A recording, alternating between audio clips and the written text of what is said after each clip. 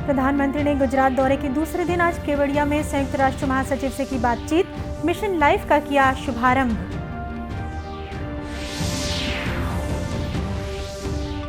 केंद्रीय शिक्षा मंत्री ने नेशनल क्रेडिट फ्रेमवर्क का मसौदा जन परामर्श के लिए किया जारी।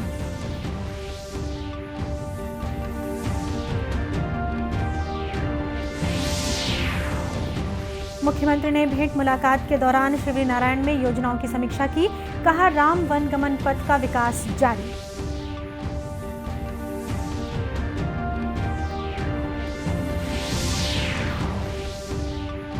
और लोकल फॉर वोकल के तहत स्थानीय उत्पादों को बढ़ावा, राजनांदगांव में मिट्टी के दीयों की अच्छी मांग।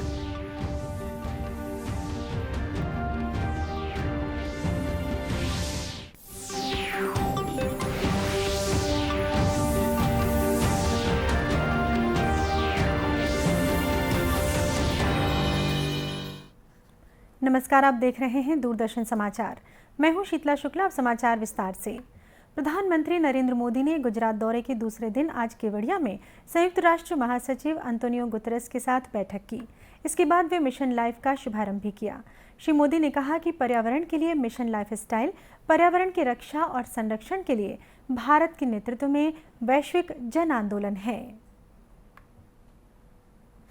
प्रत्येक व्यक्ति को व्यक्तिगत प्रयासों की कामना के साथ ही आज ये मिशन लाइफ का ये विजन दुनिया के सामने रख रहा हूं। मिशन लाइफ इस धरती की सुरक्षा के लिए जन जन की शक्तियों को जोड़ता है, उनका बेहतर इस्तेमाल करना सिखाता है। मिशन लाइफ क्लाइमेट चेंज के खिलाफ लड़ाई का लोकतांत्रिक डेमोक्रेटिक एक प्रकार से उसका विस्तार कर रहा है, जिससे हर कोई अपने सामर्थ्य के हिसाब से योगदान दे सकता है। मिशन लाइफ इस बात पर भरोसा करता है कि छोटे छोटे प्रयासों का भी व्यापक प्रभाव हो सकता है। मिशन लाइफ हमें प्रेरित करता है कि हम सब अपनी रोजमर्रा की जिंदगी में ऐसा बहुत कुछ कर सकते हैं जिससे पर्यावरण की सुरक्षा हो। मिशन लाइफ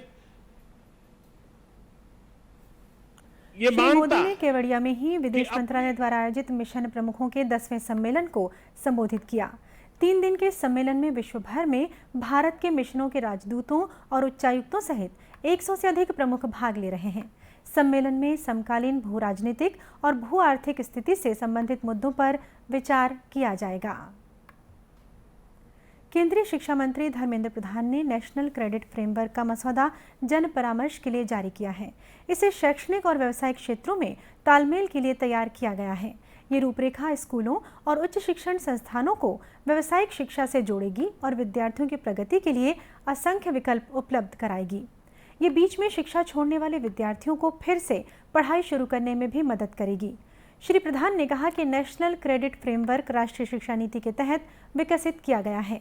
ये कौशल प्राप्त करने, इसे उन्नत करने तथा इसकी आधिकारिक मान्यता और मूल्यांकन का माध्यम है।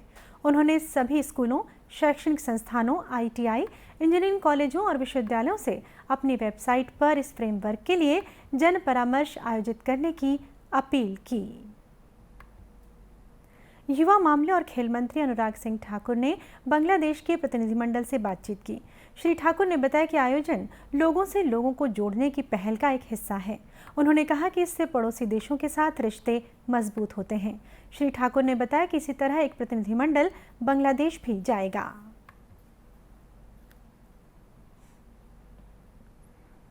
बांग्लादेश के डेलीगेशन में विभिन्न क्षेत्रों से युवाओं को चुना गया था और ये जो आपसी रिश्ता है, ये दो पड़ोसियों का नहीं, ये रिश्ता दिल का भी है, बोली का भी है और बहुत गहरा रिश्ता है जो समय के साथ साथ बंगबंधु जी के समय से लेके आज शेख हसीना जी और नरेंद्र मोदी जी के समय में और मजबूत हुआ है।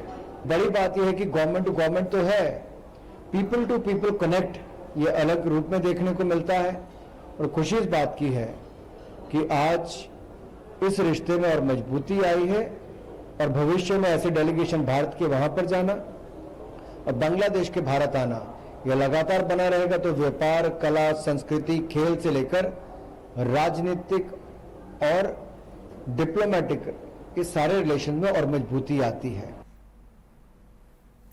इस अवसर पर प्रतिनिधिमंडल ने बांग्लादेश के विभिन्न सांस्कृतिक कार्यक्रमों का प्रदर्शन भी किया। श्री ठाकुर ने भारत में उनके प्रवास के अनुभव भी सुने। दोनों देशों के बीच विचारों, सांस्कृतिक और राजनीतिक संबंधों और विश्व शांति और क्षेत्रीय सहयोग बढ़ाने के मुद्दों पर बातचीत हुई। मुख्यमंत्री भूपेश बघेल ने भेंट मुलाकात के दौरान शिवरीनारायण में जन कल्याणकारी योजनाओं की समीक्षा की। बैठक के बाद मीडिया को संबोधित करते उन्होंने कहा कि राम वनगमन पर्यटन परिपथ परियोजना के तहत पहले चरण में कोरिया से लेकर सुकमा तक 9 स्थलों का चयन किया गया था। इनमें से शिवरीनारायण और चंदखुरी में शुरुआती चरण के काम पूरे हो चुके हैं। शेष 7 स्थलों का विकास भी तेजी से किया जा रहा है। भगवान राम ने वनवास काल में जिन स्थानों में प्रवास के दौरान रुके थे, उन स्थानों को राम वनगमन पर्यटन परिपथ के रूप में हम लोग विकसित कर रहे हैं। पहले चरण में कोरिया से लेकर सुकमा तक के 9 स्थानों का चयन किया है, जिसमें से शिवरीनारायण चंदखुरी में शुरुआती चरण के काम पूरे हो चुके हैं। साथ ही स्थलों पे विकास के काम भी तेजी से किया जा रहा है। मुख्यमंत्री ने पत्रकारों को बताया कि भेंट मुलाकात के दौरान वे सरकारी योजनाओं के बारे में लोगों से फीडबैक भी ले रहे हैं। भेंट मुलाकात कार्यक्रम का मुख्य उद्देश्य ये है कि जनता से सीधा फीडबैक लेना कि योजनाओं का लाभ बराबर मिल रहा है नहीं मिल रहा है। चाहे राजीव गांधी किसान न्याय योजना की राशि हो, चाहे भूमि श्रमिक न्याय योजना का हो, चाहे गोधन न्याय योजना का लाभ मिल रहा है नहीं मिल रहा है। नरवा हमारा प्रोग्राम है। सार्वजनिक वितरण प्रणाली के भी बारे में जानकारी, साथ ही स्वामी आत्मानंद अंग्रेजी स्कूल, मुख्यमंत्री सुपोषण योजना, हाट बाजार केंद्र योजना, बिजली बिल आधा का लाभ मिल रहा है कि नहीं मिल रहा है, ये सारी फीडबैक हम लोग ले रहे हैं। मुख्यमंत्री ने बताया कि हम लगातार शिक्षा के विस्तार को लेकर काम कर रहे हैं। इस दिशा में एक कदम और आगे बढ़ाते हुए हम पीपीपी मॉडल में कॉलेज खोलने की तैयारियां कर रहे हैं। India post payment bank IPPB और रिजर्व बैंक इनोवेशन हब आरबीआईएच एक साथ आ गए हैं। वे समाज के बड़े वर्गों की वित्तीय समाधानों की पहुंच बढ़ाने और बाधा रहित लेन देन करने के प्रयासों पर जोर देंगे। संचार मंत्रालय ने एक बयान में कहा है कि आईपीपीबी और आरबीआईएच अपनी नई योजनाएं तैयार करेंगे, उन्हें लागू करेंगे तथा उपभोक्ताओं के द्वार तक डिजिटल सेवाएं लाकर मौजूदा अंतर दूर करने का सुझाव देंगे। आरबीआईएच भारतीय रिजर्व बैंक की पूर्ण स्वामित्व वाली सहायक कंपनी है, जिसे वित्तीय क्षेत्र में नवाचार में तेजी लाने को बढ़ावा देने के लिए तैयार किया गया है। गौरतलब है कि देश में सामान्य लोगों के लिए सुगम, किफ़ायती और भरोसेमंद बैंक की परिकल्पना के साथ इंडिया पोस्ट पेमेंट बैंक का सितंबर 2018 में शुभारंभ किया गया था। राष्ट्रव्यापी टीकाकरण अभियान के तहत अब तक 219 करोड़ 46 लाख से अधिक कोविड रोधी टीके लगाए जा चुके हैं। स्वास्थ्य और परिवार कल्याण मंत्रालय ने कहा है कि पिछले 24 घंटे में 4,90,000 से अधिक टीके लगाए गए। स्वस्थ होने की दर 98.76% है। इस बीच छत्तीसगढ़ में कोरोना टीकाकरण 5 करोड़ से अधिक हो चुका है। इनमें पहली डोज 2 करोड़ से अधिक, दूसरी डोज 2 करोड़ 2 लाख से अधिक और प्रिकॉशन डोज 73 लाख से अधिक है। 18 साल से कम उम्र के बच्चों का 100% वैक्सीनेशन हो चुका है। इधर प्रदेश में कल 4,161 सैंपलों की जांच हुई, जिसमें 49 लोगों में कोरोना की पहचान हुई। इस समय सक्रिय मरीज 370 हैं, जो विभिन्न अस्पतालों और होम आइसोलेशन में अपना उपचार करा रहे हैं। वहीं प्रदेश में पॉजिटिविटी दर 1.18% है। प्रदेश के 8 जिलों में कोरोना का एक भी सक्रिय मरीज नहीं है। राष्ट्रीय फसल बीमा पोर्टल का एकीकरण डिजिटली करने पर छत्तीसगढ़ को उत्कृष्ट पुरस्कार मिला है। मुख्यमंत्री भूपेश बघेल के नेतृत्व में प्रदेश में अनेक क्षेत्रों में नवाचार किए जा रहे हैं। वहीं हितग्राहियों को त्वरित लाभ दिलाने की प्रक्रिया भी अपनाई जा रही है, जिनमें से योजनाओं का डिजिटलीकरण मुख्य रूप से शामिल है।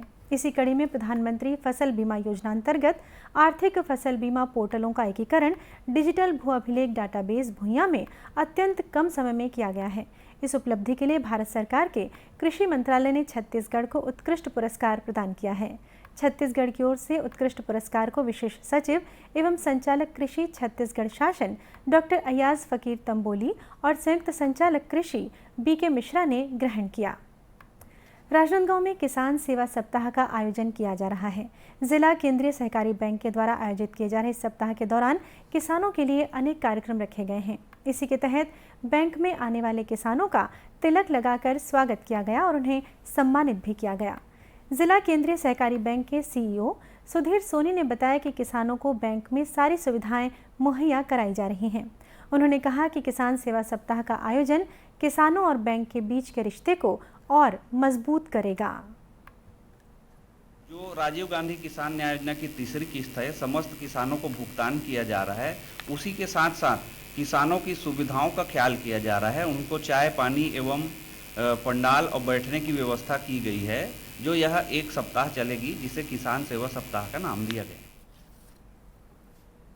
गौरतलब है कि राजीव गांधी किसान न्याय योजना के तहत किसानों को राशि का वितरण किया जा रहा है।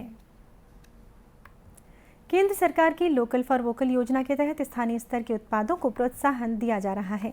दीपावली के लिए सजे बाजार इस बात को महसूस करा रहे हैं। बाहर से आयातित सामानों की जगह इस बार स्थानीय स्तर पर तैयार सामग्रियों की बिक्री की जा रही है। इन्हीं में माटी के कलात्मक दिए और प्रतिमाएं सहित अन्य पूजा सामग्रियां शामिल हैं। राज्य सरकार भी पारंपरिक वस्तुओं की बिक्री को बढ़ावा दे रही है। यही कारण है कि इस बार त्योहार में परंपरागत रूप से व्यवसाय को अपनाने वाले लोगों को अच्छी आमदनी मिल रही है। राजनांदगांव जिले में कुम्हार दियों की अच्छी बिक्री से काफ़ी खुश हैं। कुम्हारों ने बताया कि कोरोना के कारण बीते 2 वर्षों से उन्हें अच्छा बाजार नहीं मिल पा रहा था, लेकिन इस बार बाजार में अच्छी खासी रौनक है। हम लोग का ये कुम्हारी काम है, ये जो दिया ग्वालिन मूर्तियों का, तो हम लोग का ये पूर्वज से काम चल रहा है, समझो दादा के ज़माने से। तो अभी इस बार कोविड की वजह से 2 सीजन से मार्केट ठीक नहीं था। इस बार मार्केट का ठीक माल बना था, लेकिन इस बार बारिश की वजह से थोड़ा सा प्रॉब्लम हो रहा है। माल बना नहीं है और बना है वो सूखा नहीं है, तो उसकी वजह से हम लोग को प्रॉब्लम हो रहा है अभी। और इस बार चांसेस था कि अभी इस सीज़न अच्छा रहेगा मार्केट करके, लेकिन ये मौसम की वजह से थोड़ा सा प्रॉब्लम हो गया है। ये हमारा पुश्तैनी काम है। हमारे बाप दादा के ज़माने से हम लोग करते आ रहे हैं। दिया मूर्ति का काम करते आ रहे हैं। कुम्हारों ने बताया कि वे पीढ़ियों से दिए और भगवान तथा देवी प्रतिमाओं की मूर्तियां बनाते आ रहे हैं। इस बार शासन द्वारा भी उनके उत्पादों की बिक्री के लिए बाजार उपलब्ध कराया गया है, जिससे उन्हें काफ़ी सहूलियत हो रही है। यूक्रेन में लगातार बिगड़ती सुरक्षा स्थिति और युद्ध की बढ़ती गंभीरता को देखते हुए भारतीय नागरिकों को यूक्रेन की यात्रा नहीं करने का परामर्श जारी किया गया है। यूक्रेन के कीव में भारतीय दूतावास से जारी परामर्श में विद्यार्थियों सहित भारतीय नागरिकों को जितनी जल्दी हो सके यूक्रेन छोड़ने की सलाह भी दी गई है। दूरदर्शन केंद्र रायपुर से प्रसारित होने वाले प्रादेशिक समाचार को आप YouTube पर भी देख सकते हैं। हमारे YouTube channel Chhattisgarh DD news पर प्रादेशिक समाचार उपलब्ध रहेगा। YouTube चैनल का लिंक और QR कोड आप स्क्रीन पर देख सकते हैं। अपने एंड्रॉयड फ़ोन से QR कोड स्कैन कर आप छत्तीसगढ़ डीडी न्यूज़ लिंक पर जा सकते हैं। इसके अलावा छत्तीसगढ़ डीडी न्यूज़ फेसबुक और ट्विटर पर भी उपलब्ध है। और अब अंत में मुख्य समाचार एक बार फिर। प्रधानमंत्री के गुजरात दौरे के दूसरे दिन आज केवड़िया में संयुक्त राष्ट्र महासचिव से की बातचीत। मिशन लाइफ का किया शुभारंभ।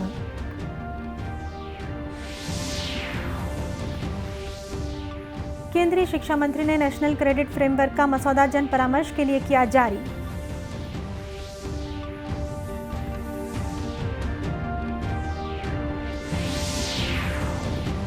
मुख्यमंत्री ने भेंट मुलाकात के दौरान शिवरीनारायण में योजनाओं की समीक्षा की। कहा, राम वनगमन पथ का विकास जारी।